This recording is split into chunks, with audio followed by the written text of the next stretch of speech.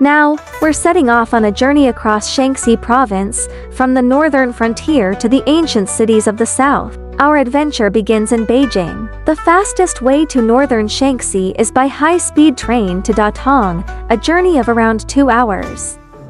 More than 1,500 years ago, Datong rose to prominence as a political and cultural center of northern China, serving as the capital of several dynasties. Traders, monks, soldiers, and diplomats all passed through this northern gateway, leaving behind an extraordinary legacy of history and culture. Among Datong's many treasures, the Yungang Grottoes shine as its greatest masterpiece. Located about 16 kilometers from downtown Datong, the Yungang Grottoes can be reached by tourist shuttle or local bus. Carved into the cliffs over 1,500 years ago, the grottoes took roughly 150 years to complete. Inside the caves are more than 59,000 Buddhist statues, blending artistic influences from India, Central Asia, and even the ancient Greco-Roman world. The site reflects how deeply connected China was to the civilizations linked by the Silk Road. From Datong, the easiest way to reach the Mount Heng is by tourist shuttle. Mount Heng is one of China's 5 great mountains and has long been regarded as a sacred Taoist mountain. Its highest peak, Tianfeng Ridge, rises to 2,017 meters above sea level. Hiking to the summit takes around 3 hours, though the cable car can save a large portion of the climb. The scenery of Mount Heng is peaceful rather than dramatic, but nearby in a short shuttle ride stands one of Shanxi's true wonders, the Hanging Temple. Suspended roughly 60 meters above the ground, the Hanging Temple brings together Buddhism, Taoism, and Confucianism within a single complex. More than 1,400 years ago, craftsmen carved deep holes into the cliff face and inserted massive wooden beams to support the structure. Much of the temple complex was built using traditional mortise and tenon joinery instead of metal nails. This flexible wooden structure helps the temple withstand strong winds and earthquakes by absorbing and dispersing pressure rather than resisting it rigidly. Tourist shuttle buses connect many of Shanxi's major attractions. From Mount Heng, we can continue to the pagoda of Fogong Temple in Ying County. Of course, high-speed rail and coaches from Datong are also convenient options.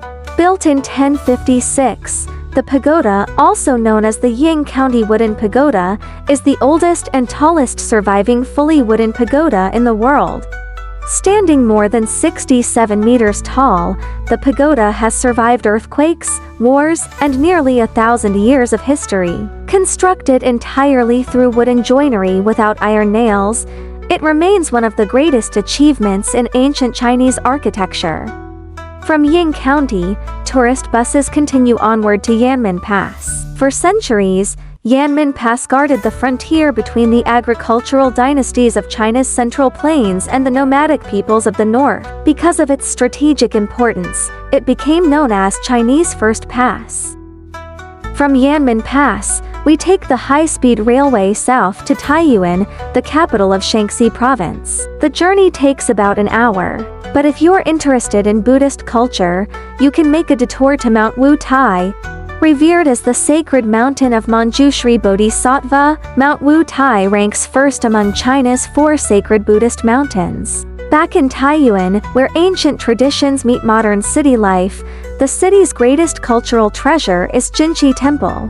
The origins of Jinchi date back nearly 3,000 years, making it one of the oldest surviving royal sacrificial gardens in China. Ancient halls and sculptures, centuries-old trees, and flowing spring water together create one of Shanxi's most beautiful historical sites.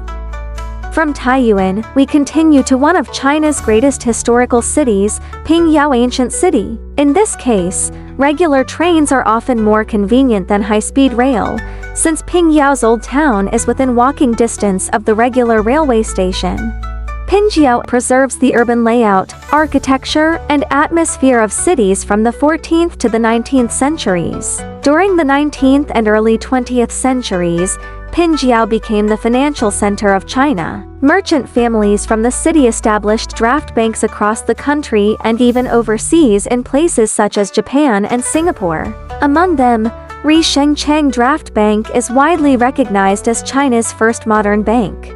Beyond Pinjiao lie two magnificent fortress-like mansion complexes, the Qiao family courtyard and the Wang family courtyard. Both families were among the wealthiest merchant clans of the Qing dynasty, and their grand residences reveal the prosperity of Shanxi's merchant culture. The farther south we travel, the more dramatic the landscape becomes. Taking the high-speed train from Pinjiao to Linfen, and then transferring to a tourist shuttle, we arrive at Huku Waterfall, the largest waterfall on the Yellow River. Around Linfen are many lesser-known treasures accessible by coach.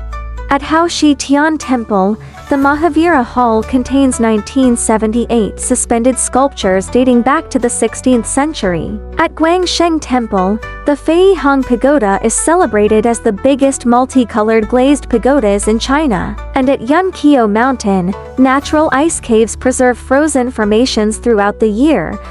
Travel between Linfen and Jincheng is usually done by coach. Our final stop is the house of the Huangcheng Chancellor in Jincheng, the former residence of Chen Tingjing, a senior official of the Qing dynasty who once served as tutor and advisor to the Kangxi Emperor. And when the journey finally ends, high-speed trains can carry us back to Beijing from either Linfen or Jincheng in around 5 to 6 hours. If you enjoyed this journey across Shanxi, don't forget to subscribe for more deep travel adventures across China.